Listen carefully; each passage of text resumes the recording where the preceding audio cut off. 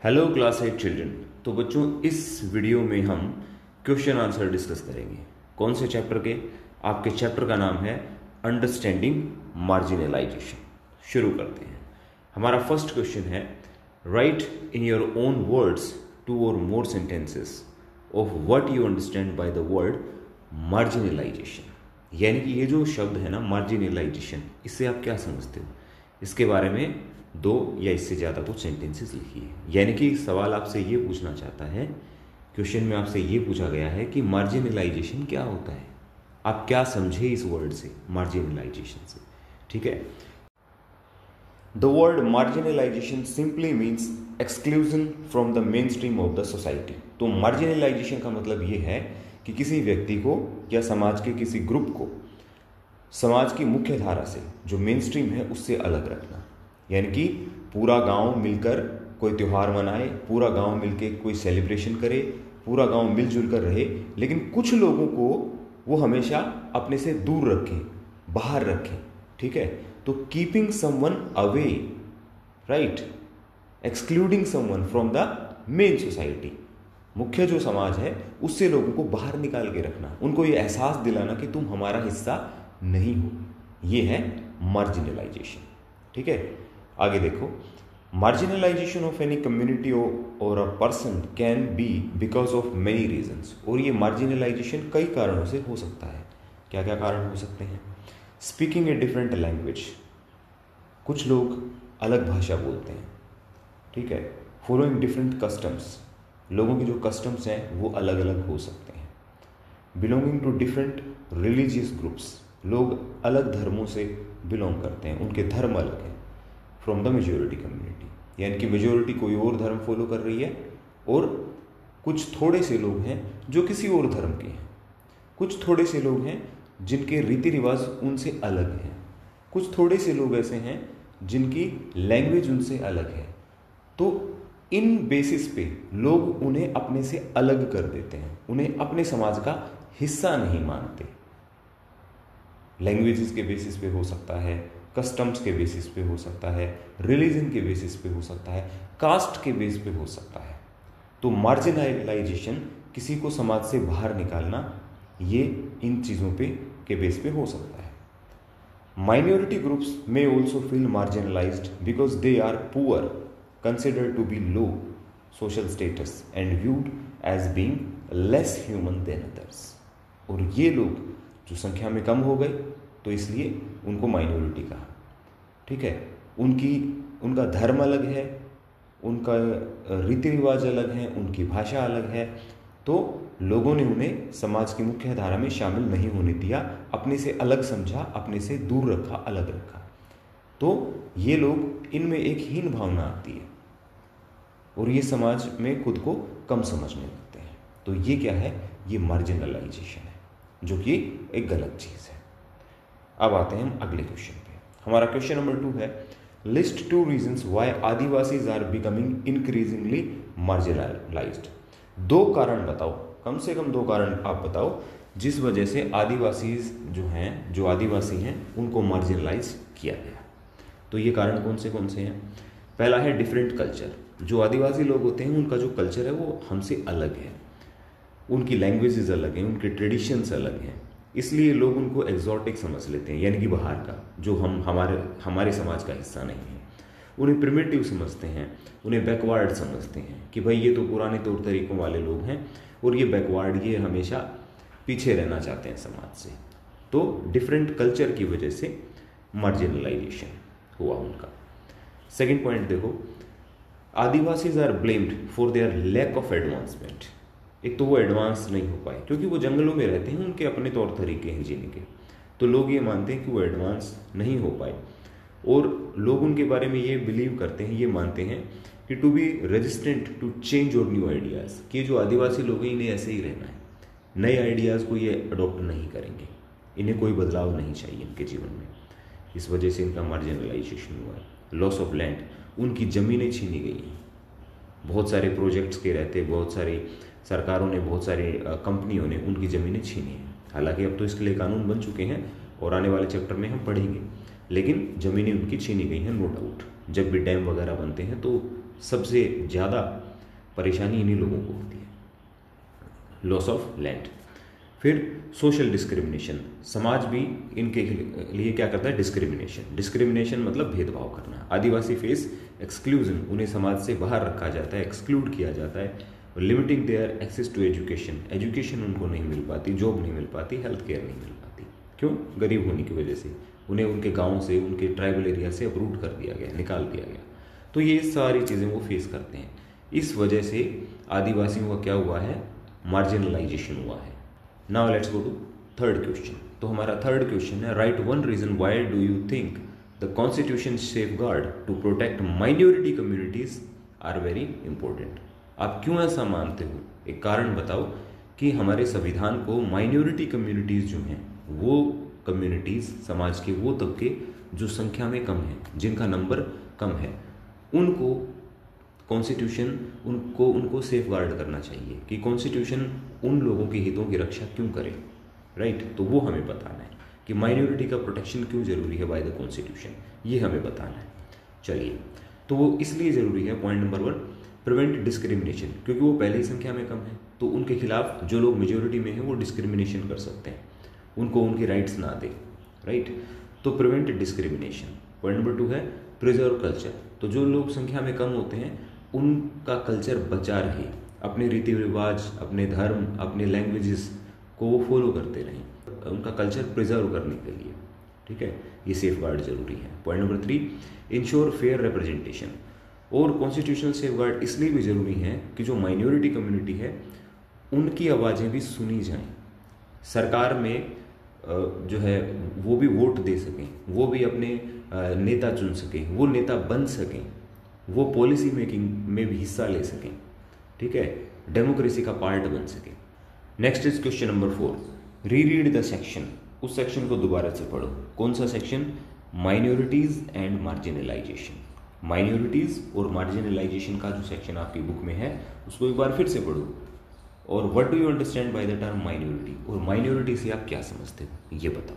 तो माइनॉरिटी क्या होती है ये आपको एक्सप्लेन करना है। तो माइनॉरिटी क्या होती है? Minority is the term used for the communities. ये वो टर्म है जो उन कम्युनिटीज़ के यूज़ होता है, के लिए यूज़ होता है दैट हैव स्मॉलर पॉपुलेशन, जो संख्या में कम हो, जिनकी पॉपुलेशन कम हो। और माइनॉरिटी को हम हमारे देश में किस बेस पे देखते हैं? जो वो लोग जो संख्या में कम हो, जिनकी पॉपुलेशन कम हो, on the basis of language and on the basis of religion. यानी कि किसी भाषा को बोलने वाले लोग संख्या में कम हों तो हम उनको माइनॉरिटी कम्युनिटी कहेंगे, और किसी धर्म को फॉलो करने वाले लोग कम हों तो हम उनको माइनॉरिटी, रिलीजियस माइनॉरिटी कहेंगे, ठीक है। तो माइनॉरिटी संख्या में कम होना, और माइनॉरिटी किन बेस पे? On the basis of language, on the basis of religion, right. फिर यहाँ पे देखो फॉर एग्जाम्पल, एक एग्जाम्पल दिया गया है, पॉपुलेशन ऑफ मुस्लिम्स आर 14.2%, ये 2011 का जो सेंसस है उसका डेटा है। क्रिश्चियन 2.3, ठीक है, सिख 1.7, बुद्धिस्ट 0.7, जैन 0.4, पारसीज 0.006%। तो ये सारे क्या हैं? यानी कि हिंदू जो रिलीजन है, अगर हम रिलीजियस मेजोरिटी माइनॉरिटी की बात करें तो हिंदू हैं वो तो एक मेजोरिटी रिलीजन है, और बाकी जितने भी ये सारे हैं, मुस्लिम हैं, क्रिश्चियन हैं, सिख हैं, बुद्धिस्ट हैं, जैन हैं, पारसीज हैं, ये सब क्या हैं? This all are minority religion. तो ये सब माइनॉरिटी हैं, right. So what is minority? I hope you understood, समझ में आ गया होगा। चलिए क्वेश्चन नंबर 5 पे आते हैं। You are participating in a debate where you have to provide reasons to support the following statement. तो आपको एक स्टेटमेंट फॉलो करने के कुछ रीजंस देने होंगे। स्टेटमेंट क्या है? मुस्लिम्स आर मार्जिनलाइज्ड कम्युनिटी, कि जो मुस्लिम्स है ना वो मार्जिनलाइज्ड है, ठीक है। तो इस स्टेटमेंट को आपको सपोर्ट करना है, और using the data provided in this chapter, इस चैप्टर में कुछ डेटा दिया है उसको आप इस्तेमाल कर सकते हो, ठीक है। 2 रीज़न देखिए, दिस डेटा इज गिवन, ये डेटा दिया है जिसमें ये कुछ बेसिक एमिनिटीज़ हैं, हालांकि डेटा काफ़ी पुराना है 2009 का। सो कुछ रिलीजियस कम्युनिटी हैं, ये देखो हिंदू, मुस्लिम, क्रिश्चियन और सिख, पक्का हाउस, इलेक्ट्रिसिटी और टैप वाटर। तो आप यहाँ देखो, हिंदू में पक्का हाउस 65.4, मुस्लिम में 63.8, क्रिश्चियन में 69.3 और इधर 91.3। सबसे कम पक्का हाउसेस किसके पास है यहाँ पे? ऑब्वियसली मुस्लिम के पास। इलेक्ट्रिसिटी में भी आप डेटा देखो तो यहाँ हमें सबसे कम मिलता है 67.5 मुस्लिम्स। और टैप वाटर, यानी कि टैप वाटर फैसिलिटी किस किस के घर में है, पानी भरने के लिए बाहर नहीं जाना पड़ता, तो ये यहाँ भी हम पाते हैं मुस्लिम्स को। तो यहाँ पे बेसिक एम्यूनिटीज़ में मुस्लिम के पास ये जो बेसिक सुविधाएं हैं ये कम हैं, ये बात हमारी समझ में आई। फिर हम 2011 की सेंसस के बेस पे अगर हम लिटरेसी रेट को देखें तो हिंदू का 63, मुस्लिम का 57, क्रिश्चियन 74, 67, बुद्धिस्ट 71 और जैन 86। यहाँ भी हम मुस्लिम को सबसे कम पाते हैं, ठीक है। तो ये एक वजह हो गई। उसके बाद हम पब्लिक एम्प्लॉयमेंट में अगर हम देखें तो IAS ऑफिसर सिर्फ 3, ठीक है, IPS ये सिर्फ 4%, ठीक है, IFS जो है 1.8 और सेंट्रल पब्लिक सेक्टर यूनिट में 3.3, स्टेट जो गवर्नमेंट्स हैं वहाँ पे 10.8 और बैंकिंग सेक्टर में 2.2। तो इट इज़ वेरी लेस, ये जो नंबर है ये बहुत कम है।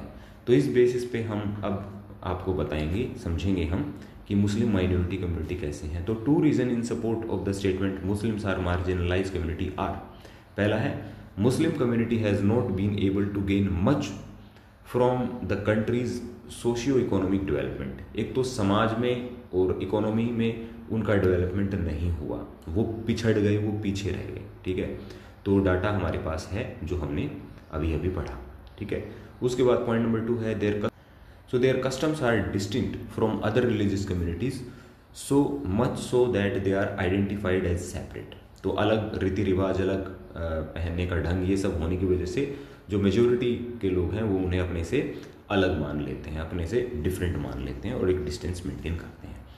तो बैकवर्डनेस होना और एक अलग कस्टम्स होना, ये सब चीज़ें। हालांकि इस बात को आप समझो, कस्टम तो हर धर्म के अलग होते हैं और धर्म के हिसाब से जो ड्रेसेस हैं, पहनावा है, वो भी हर धर्म का अलग होता है। हिंदुइज्म का भी अपना है, सिखों का भी अपना है और जैनिज्म का भी अपना है। तो कस्टम वाली बात इतनी ज़्यादा इम्पोर्टेंट नहीं है, बट यहाँ पे मार्जिनलाइजेशन में हम एक बात समझ सकते हैं, जो मोस्ट इम्पोर्टेंट पॉइंट है, दैट इज़ बैकवर्डनेस, उनका पीछे रह जाना, ठीक है। ये हो गई बात। उसके बाद हम नेक्स्ट आते हैं क्वेश्चन नंबर 6 पे। Imagine that you are watching the Republic Day parade on TV with a friend and she remarks look at these tribals। आप रिपब्लिक डे की परेड देख रहे हैं, आपका फ्रेंड बोलता है कि इन ट्राइबल्स को देखो, ये कितने एक्सोटिक हैं, यानी कि हमसे कितने अलग हैं, बाहर के दिख रहे हैं एकदम। दे सीम टू बी डांसिंग, और ये हमेशा हर वक्त नाचते हुए क्यों दिखाई देते हैं, हमेशा नाचते गाते रहते हैं। लिस्ट 3 थिंग्स, तो 3 चीज़ें आप लिस्ट करो दैट यू वुड टेल, जो आप अपने दोस्त को बताओगे आदिवासियों के बारे में, भारत के आदिवासियों के बारे में, ठीक है। तो आप और आपका दोस्त, आप रिपब्लिक डे की परेड देख रहे हो, आपका जो फ्रेंड है वो ये कहता है कि भाई ये आदिवासी हमेशा ऐसे क्यों दिखते हैं, अजीब से और एकदम हमसे अलग और हमेशा नाचते गाते। तो फिर आप अपने दोस्त को समझाओगे कि देखो भाई ऐसा है, आदिवासियों के बारे में तुम्हारी जो धारणाएं हैं ये गलत है, मैं समझाता हूँ उनके बारे में तुम्हें कुछ। तो आप क्या बताओगे, आप ये बताओगे कि Adivasis are actually very rich people, वो बहुत रिच पीपल हैं। रिच का मतलब ये नहीं कि उन्होंने बड़े बड़े बंगले बना रखे, रिच का मतलब ये है उनका कल्चर काफ़ी अच्छा है, वो जंगल में रहते हैं, उनकी लाइफस्टाइल अलग है, ठीक है, उनके रिलीजन अलग अलग हैं, जो कि इस्लाम, हिंदुइज्म और क्रिश्चियनिटी जैसे धर्मों से अलग है। तो कोई दिक्कत नहीं है, उनका लाइफस्टाइल अलग है, ठीक है। दे वर्शिप देयर एंसेस्टर्स, वे अपने पुरखों की पूजा करते हैं, वो विलेज स्पिरिट की पूजा करते हैं, जो है रिवर स्पिरिट की, एनिमल स्पिरिट्स की, ठीक है, माउंटेन्स की। तो जंगल में जितनी भी पावर हैं, जिनको वो पावरफुल मानते हैं, उन सब की वो पूजा करते हैं, ठीक है। पेड़ पौधे, पहाड़, नदियाँ, इन सबको वो पूजते हैं, उसमें क्या दिक्कत है। तो ये उनका अपना जीने का तरीका है, राइट। फिर आप बताएंगे they are usually shown in sympathetically in colourful costume, उन्हें जो है कलरफुल कॉस्ट्यूम्स में दिखाया गया है, हेड गियर पहने दिखाया गया, हमेशा नाचते गाते दिखाया गया है। ऑफन पीपल रोंगली बिलीव, लोग उनके बारे में गलत समझते हैं कि वे एग्जॉटिक हैं, वो प्रिमिटिव हैं, बैकवर्ड है। नहीं, ये उनका जीने का तरीका है। किसी के जीने का तरीका अलग हो सकता है, भाई वो जंगल में रहते हैं, वो फॉरेस्ट ड्वेलर्स हैं, जंगल में रहने जो भी रिसोर्सेज मिलते हैं उन रिसोर्सेज को वो लोग इस्तेमाल करते हैं। इवन वो हमसे बेटर तरीके से रहते हैं, वो कोई पोल्यूशन नहीं करते, वो रिसोर्सेज का ओवर यूटिलाइजेशन नहीं करते, वो प्रकृति को कभी खराब नहीं करते, तो वो हमसे एडवांस हुए या नहीं हुए? वो प्रकृति के साथ घुल मिल के रहते हैं, प्रकृति के साथ तालमेल बना के रहते हैं, राइट। तो ये आप अपने दोस्त को बताएंगे और आप ये भी बताएंगे कि उनके साथ गलत भी हुआ है, इंडस्ट्रियलाइजेशन की वजह से उनकी ज़मीनें उनसे छीनी गई हैं, जिससे उनकी लाइफ में मुश्किलें बढ़ी हैं।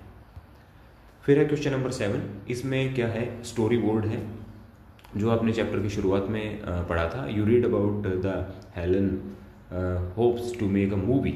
तो आपने ये जो बच्ची है हेलन है, आपने इसके से सुना था कि एक मूवी आदिवासी पे बनाऊंगी। So can you help her, तो क्या आप उसकी मदद कर सकते हो developing a short story on Adivasi. तो आपको क्या बनना है, आपको एक मूवी राइटर बनना है अभी इस क्वेश्चन में, ठीक है। एक्टिविटी बेस्ड क्वेश्चन है, हर बच्चे की मूवी की स्टोरी अलग हो सकती है। तो आदिवासी कैसे जीते हैं, क्या उनका लाइफस्टाइल है, इंडिया के कौन से स्टेट में मिलते हैं, कौन से आदिवासी हैं और उनके साथ क्या गलत हुआ है, ठीक है, उनका मार्जिनलाइजेशन कैसे हुआ है, इस पे एक आपको मूवी की स्टोरी बनानी है। तो वो आप खुद बनाओगे, ठीक है, बना सकते हो, ईजी है, इंटरेस्टिंग है। Next question is question number 8। Would you agree with the statement, क्या आप इस स्टेटमेंट से सहमत हो, that economic marginalisation and social marginalisation are interlinked and why. तो इकोनॉमिक मार्जिनलाइजेशन और सोशल मार्जिनलाइजेशन ये दोनों चीज़ें इंटरलिंक्ड हैं, इनका आपस में कनेक्शन है, और है तो क्यों है, ठीक है। तो क्या आप इससे एग्री हो, तो ये आपको बताना है कि इकोनॉमिक मार्जिनलाइजेशन और सोशल मार्जिनलाइजेशन, मतलब कोई बंदा इकोनॉमिकली मार्जिनलाइज्ड है तो क्या वो समाज में भी पिछड़ जाएगा, और क्या कोई पर्सन या कोई कम्युनिटी सोशली मार्जिनलाइज्ड है, यानी कि समाज ने उसको अलग रखा है, तो क्या वो इकोनॉमिकली भी गरीब होगी, ठीक है। क्या इनमें कोई कनेक्शन है, ये आपको बताना है। तो सबसे पहले आप समझो इकोनॉमिक मार्जिनलाइजेशन और सोशल मार्जिनलाइजेशन होता क्या है।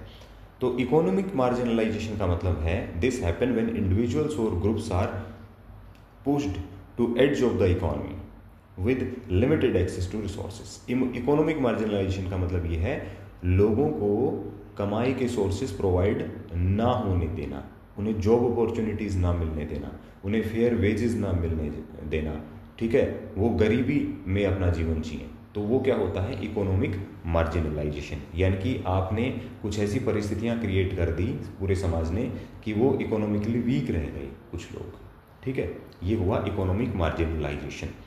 सोशल मार्जिनलाइजेशन का मतलब तो आप इस पूरे चैप्टर में समझे ही हैं बार बार, क्या कि समाज से लोगों को कट ऑफ करके रखना, समाज से बाहर रखना, उनके साथ प्रेजुडिस करना, डिस्क्रिमिनेशन करना, उन्हें आइसोलेट करके रखना, समाज से बाहर रखना, राइट।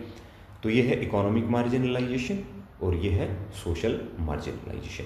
तो क्या ये दोनों इंटरलिंक्ड हैं? बिल्कुल, ये इंटरलिंक्ड है। कैसे इंटरलिंक्ड है? इनका रिलेशन है, the minorities are rendered marginalized economically because they are denied access to the benefit of economic development। तो जो माइनॉरिटीज कम्युनिटीज़ हैं वो क्या नहीं गेन कर पाई, इकोनॉमिक डेवलपमेंट नहीं गेन कर पाई, ठीक है। So they struggle for their basic needs, basic need के लिए वो स्ट्रगल करती रही, ठीक है, एजुकेशन नहीं मिल पाई और अपनी स्किल्स को डेवलप नहीं कर पाई। तो यहाँ पे इकोनॉमिक मार्जिनलाइजेशन उनके साथ हुआ। अब इस वजह से वो सोशली भी बैकवर्ड रह गए। When there is no improvement in their skill, जब स्किल इम्प्रूवमेंट नहीं हुई माइनॉरिटीज़ की, तो वो सोशली भी डेवलप नहीं हो पाए। क्यों? क्योंकि पैसा नहीं आया, स्किल नहीं आई, तो वो समाज में अपने आप को अच्छे से पहचान भी नहीं दिला पाए, ठीक है, वो मार्जिनलाइज हो गए। So their community does not experience the fruits of social development. तो क्योंकि कोई स्किल नहीं, पैसा नहीं, तो समाज में भी उनकी रिस्पेक्ट नहीं, ठीक है, ये उनके साथ हुआ। सो दे रिमेन बैकवर्ड, और इस वजह से वो क्या रहे, बैकवर्ड रहे।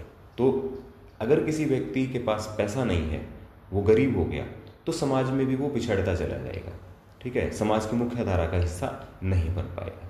तो ये हो गई बात। तो इकोनॉमिक मार्जिनलाइजेशन और सोशल मार्जिनलाइजेशन में कनेक्शन है। अगर कोई सोशली मार्जिनलाइज है तो इकोनॉमी के रिसोर्सेज, अर्निंग के रिसोर्सेज उसको कम मिलेंगे, ऐसा हो सकता है, ठीक है। और कोई इकोनॉमिकली मार्जिनलाइज है तो उसे बेसिक एमिनिटीज़ नहीं मिलेंगी। तो दोनों में ही क्या है, कनेक्शन है। इसके साथ ही हमारे सारे क्वेश्चन आंसर्स डिस्कस होते हैं। Thanks for watching, bye bye.